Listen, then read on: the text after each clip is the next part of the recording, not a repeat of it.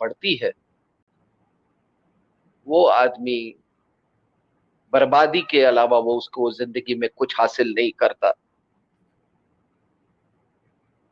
आपने स्टेन स्वामी की बात की, तो हमने देखा जवाहरलाल नेहरू यूनिवर्सिटी में, जादवपुर में, फिर उस्मानिया यूनिवर्सिटी में, आपने वो फ्यूजन नृत्य देखा होगा ना उस समय, जो ये फ्यूजन नृत्य जो जो वहां पे हो रहा था, उसको तो आपने देखा। उस फ्यूजन नृत्य में कौन कौन थे? जिहादी थे और माओवादी थे। युगलबंदी, नृत्यों का युगलबंदी आपने देखा वहां पे।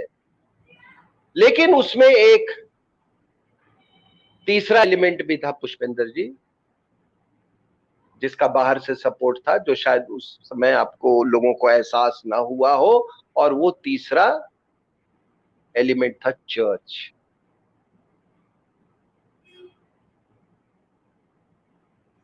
और आज ये जब लोग चर्च और माओवादियों की नेक्सस की बात करते हैं, तो याद करें विनायक सेन का खुला उदाहरण चर्च और माओवादियों के नेक्सस का। याद करें लोग लक्ष्मणनंदा सरस्वती का उड़ीसा में 2008 में जब उनका कत्ल हुआ था, वो भी चर्च और माओइस्ट नेक्सस का एक उदाहरण था। याद करें लोग कांची के शंकराचार्य का, चर्च के कहने पर ही हमारी विदेशी महिला जो है यहां पर, उन्होंने उनको जेल भिजवाया था। कई ऐसे उदाहरण है। स्वामी और असीमानंद, आपने, जी जी जी, स्वामी असीमानंद, स्वामी असीमानंद भी तो वो क्या क्या भाई, वो भी तो ट्राइबल के बीच में काम कर रहे थे। अब आपने जो बात कही, ये क्यों ऐसा करते हैं? ये इसलिए ऐसा करते हैं कि अगर आप किसी इलाके को या किसी देश को अगर आप डीस्टेबलाइज करोगे, तो वो कन्वर्जन के लिए सबसे आइडियल सिचुएशन होता है। नेपाल में भी इन्होंने यही किया, और इसीलिए ये चर्च और माओइस्ट का नेक्सस जो है, ये कोई नया नहीं है। अब आपने जिक्र किया फादर स्टेन स्वामी का। अब पता नहीं साहब, जो ये धर्मांतरण करने वाले जो ये इवेंजेलिकल जो समाज है, जो ये संगठन है, वो फादर से उनका क्या लेना दे, क्या उसको किस कॉन्टेक्स्ट में यूज करते हैं। लेकिन हिंदुस्तान के कॉन्टेक्स्ट में किसी को ये फादर कहना, आप तो हमेशा ये बात कहते हैं कि किसके फादर हैं ये। आप तो अपने हमेशा इन सभाओं में बोलते रहते हैं। अब ये फादर को तो कोई जानता नहीं था, ये फादर को कोई नहीं जानता था। इतना जरूर था कि ये फादर 2018 में गिरफ्तार हुआ था, ये भीमा कोरेगांव जो वायलेंस हुआ था उसमें। और इसकी पृष्ठभूमि है कि ये फादर माओवादियों का बापू बना हुआ था। ये माओवादियों का बापू बना हुआ था। और इसकी अगर आप पृष्ठभूमि में जाएं, तो ये ट्रिची तमिलनाडु में ट्रिची का रहने वाला था। वहां से ये फिलीपींस गया। फिलीपींस में इसका जैसे जिहादी इंडोक्ट्रिनेशन होता है, उस तरह से इसका माओइस्ट इंडोक्ट्रिनेशन वहां पे हुआ। लेफ्ट विंग एक्सट्रीमिज्म में, और वहां से इसको सबसे पहले सीख मिली कि किस तरीके में, किस तरह से माओवाद और चर्च एक दूसरे को इस्तेमाल कर सकते हैं। अब फिलीपींस का मैं फिर कहा कि मैं हमेशा तथ्यों पर बात करता हूं। आप किरण रिजिजू जब उस समय मिनिस्टर ऑफ होम थे, minister of state for home थे, उनका आप लोकसभा वो पढ़ लीजिए। उन्होंने लोकसभा में बात को कबूल किया था कि फिलीपींस की कम्युनिस्ट पार्टी हमारे माओवादियों को वित्तीय सहायता, प्रशिक्षण के रूप में सहायता और आइडियोलॉजी उनको समर्थन दे रही है, उनको लाभ पहुंचा रही है। और हमारे यहाँ के माओविस्ट को उन्होंने 2005 और 2011 में आके, हिंदुस्तान में आके ये लोग उनको प्रशिक्षण दिया यहाँ पे। तो वही चीज वो करने गया था। ये आपका स्टेन स्वामी जो है, और स्टेन स्वामी जब हिंदुस्तान आया तो हिंदुस्तान में इसकी डिप्लॉयमेंट जो है, ये शब्द मैं बड़े केयरफुली चूज कर रहा हूं, क्यों कर रहा हूं मैं आपको बताता हूं। इसकी डिप्लॉयमेंट हुई झारखंड में। झारखंड में वेस्ट सिंहभूम इलाके में, फिर बाद में जमशेदपुर गया। अब ये इलाके इसने क्यों चुने, और क्या है ये संबंध माओवाद का और ट्राइबल का? अभी तमाम ये इसके मरने के बाद ऐसे, आपने सही कहा कि ऐसे लगा कि कई पॉलिटिशियंस, कब 3 तो उसमें मुख्यमंत्री थे साहब, ममता, ये आपका स्टालिन, ये सोरेन, ये इन्होंने राष्ट्रपति को पत्र लिखा, उसमें पवार साहब, फारूक अब्दुल्ला और भी कई लोग थे उसमें शामिल थे, देवागौड़ा, ये सब शामिल थे। तो ये इन्होंने पत्र क्यों लिखा साहब, आपको मालूम है? क्योंकि चर्च का एक बहुत बड़ा इकोसिस्टम है, इंटरनेशनल इकोसिस्टम, और उस इंटरनेशनल इकोसिस्टम के बिना ये कुछ जो राजनेता है, ये इनका काम नहीं चल सकता है।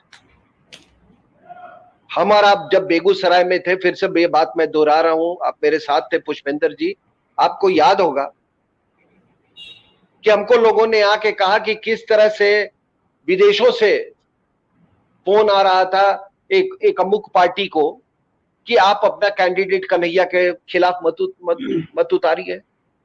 नहीं, वो अमुक पार्टी क्यों कहें, अमुक पार्टी क्यों कहें? वहां साफ साफ लोग कह रहे थे राष्ट्रीय जनता दल जिसके लालू अध्यक्ष हैं, उनके लड़के के पास फोन आ रहे थे और वो ये कह रहे थे कि आप कन्हैया कुमार के खिलाफ अपना कैंडिडेट हटा लीजिए, हम पैसा देने को तैयार हैं। तो आम बात थी, वहां के बड़े पत्रकारों ने हमसे कहा अमुक पार्टी से काम नहीं चलने वाला है। अब बिल्कुल साफ साफ मुंह पे कहना चाहिए सर, ये अमुक पार्टी वाला मामला नहीं है सर। चलिए, धन्यवाद। नहीं, हाँ, ये सर मुझे इसलिए कहना पड़ रहा है। नहीं, मैं एक लाइन ये मैं इसलिए कह रहा हूं सर। देखिए, एक बात देखिए सर, हम कुछ भी कहें, पूरा देश, पूरी दुनिया में जो लोग आपको सुनते हैं, वो हम लोगों से ये उम्मीद नहीं करते हैं कि देखिए एक विशेष धर्म के लोग, एक विशेष वर्ग के लोग, हम काले को काला, सफेद को सफेद कहते हैं, इसलिए हमारी पहचान है। ये किसी को बुरी लगे तो लगे, लेकिन हमारे मुंह से यही निकलेगा, जिहाद माने मुसलमान और मुसलमान का मतलब इस्लाम का मतलब कुरान। इसमें झूठ बोलने की जरूरत नहीं है। वो ऐसा था, वो बारीक था, वो नीली टोपी, वो पीली टोपी, वो केसरिया झंडा, ये जो लगा के आते हैं, मैं इसमें यकीन ही नहीं करता। तो राष्ट्रीय जनता दल के उस नेता पे दबाव था कि आप कन्हैया के खिलाफ कैंडिडेट उतार दीजिए ताकि ये जीत जाए, और खूब पैसे की बात हो रही थी, बिल्कुल साफ साफ है। इसलिए मैंने कहा कि हम और आपकी पहचान यही है, हम उससे हटना नहीं चाहते पीछे सर। तो मैं कह रहा था कि देखिए, ये व्यक्ति ये व्यक्ति, क्यों मैंने कहा ये डिप्लॉय शब्द का मैंने क्यों इस्तेमाल किया, ये जेजुइट ऑर्डर जिसका कि हेडक्वार्टर रोम में है, उसका ये सदस्य था। स्टेन स्वामी की बात कर रहे हैं। या और ये जो जेजुइट ऑर्डर है, ये देखिए साहब, ये संस्था जो मैं रोम की संस्था आपको बता, आज से करीब 600 साल पहले, 680 साल पहले वहां स्थापित हुई थी रोम में। और उस समय से इनकी डिप्लॉयमेंट वहां से होती है, विदेशों से होती है। इनका डिप्लॉयमेंट रोम से होता है। ये अगर इसने झारखंड चुना तो उनके कहने पे चुना। और ये क्यों चुना? क्योंकि जो इलाका इसने चुना, वो इलाका, वहां पर खनिज पदार्थ बहुत है। It's a mineral rich area, खनिज समृद्ध एरिया है। आयरन और मैंगनीज और क्वार्ट्ज, ये टाइटेनियम, ये सारे ये जो आपके ये प्रेशियस मिनरल्स हैं उस इलाके में पाए जाते हैं। तो ये लोग विदेशी ताकतों से ये तय करते हैं कि किस तरह से हिंदुस्तान को इसका लाभ नहीं पहुंचाना है, इसका लाभ नहीं लेना देना है, और जो बाकी जो कॉम्पिटिटर कंट्रीज हैं उनको किस तरीके से लाभ पहुंचाना है। ये इसको मिनरल एक्टिविज्म, देखिए आपको मैं बता दूं कि हम पूरी दुनिया में यूरेनियम के लिए घूम रहे हैं, और आपको बता रहा हूं कि मेघालय में बहुत बड़ा एक यूरेनियम का भंडार है। ये चर्च ने आपको एक छटाक भी वहां से नहीं लेने दिया sir. Manipur and that area, that entire area, that region, एक अनुमान के मुताबिक वो बहुत ही समृद्ध है तेल संसाधनों के लिए। तो आपने देखा होगा कि वहां जो ये अगवा करते हैं ये बार बार ये ओएनजीसी वाले, उसका एक कारण ये भी है कि डर से वहां पर कोई किसी तरह की मतलब उसका एक्सप्लोरेशन ना हो। ठीक है, तो इसलिए इन्होंने वहां पर उसको चुना उसका। अब इसमें क्या है कि जैसे ही आप ट्राइबल का नाम लेते हैं, ट्राइबल, दलित, फिर क्या होता है, वो आपका आइडियोलॉजिकल ढाल बन जाता है, नैतिक ढाल जिसको आप कहते हैं। तो बड़ी अच्छी बात है, आज पूरी दुनिया, आप ये अखबारों में पढ़ लीजिए, जो आदमी दलितों में काम कर, ट्राइबल में काम कर रहा था, उसमें काम कर रहा था, दलितों में काम कर रहा था, उसके साथ ये हो गया, वो सरकार की क्रूरता के कारण ये मारा गया। अरे साहब, हाईकोर्ट ने तो उसको इंसानियत का परिचय देते हुए हाईकोर्ट ने उसको एक प्राइवेट अस्पताल में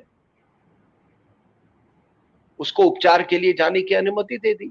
अब 84 साल के पके हुए उम्र में उसकी मृत्यु हो गई, लेकिन आप उसको फिर से ट्राइबल और नैरेटिव का, ये दलित का नैरेटिव चला रहे साहब।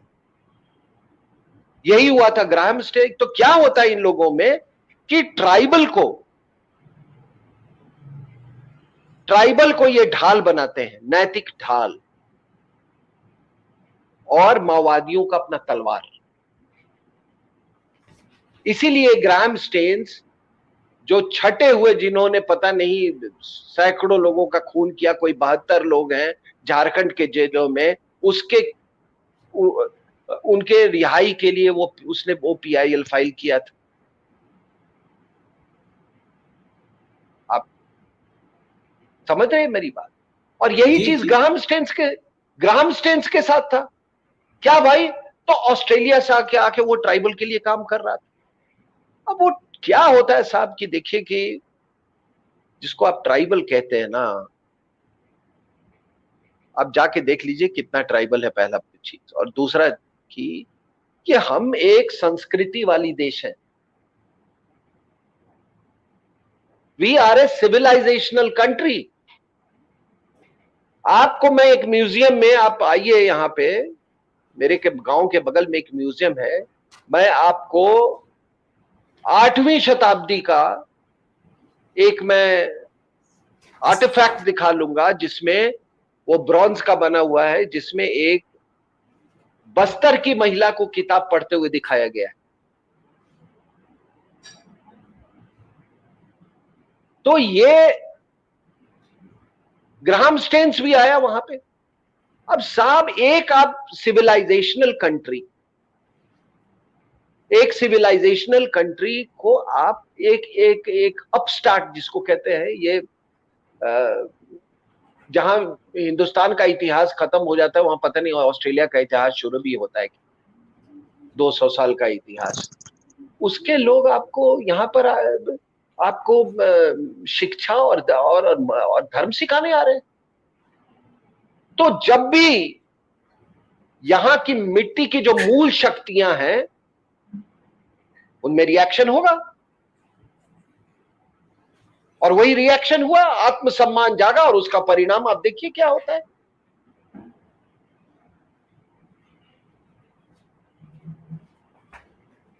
लेकिन आपने क्या किया कि आपको वो इतना बड़ा बेनिफैक्टर था ट्राइबल का, कहां ऑस्ट्रेलिया से आके वो कर रहा था, आपने चर्च को खुश करने के लिए, चर्च को खुश करने के लिए आपने उनको पद्मश्री दिया,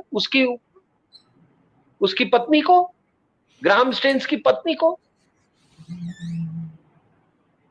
अब बात आती है कि साहब एक बात बताइए कि मुझे आज तक हिंदुस्तान में ये नहीं समझ में आई, और मैं लोगों से समझना चाहता हूं, मैं सरकार से समझना चाहता हूं कि आखिर भारत के ट्राइबल और दलित को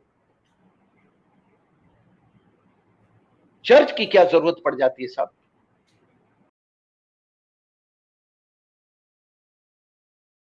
आज आप ग्राहम स्टेन स्वामी के मृत्यु पे आप इतना विधवा विलाप कर रहे हैं। कोई 20,000 लोग उसके फ्यूनरल में ऑनलाइन वहां पे उपस्थित थे। आपने सही कहा कि जिस तरह से याकूब मेमन के भी शव यात्रा में लाखों की हुजूम थी, उसी तरह इसमें भी थी। और बड़ी अजीब सी बात है कि हमारे जो ये दहशतगर्द होते हैं, उनके मरने के बाद भी उनकी इतनी बड़ी फॉलोइंग होती है।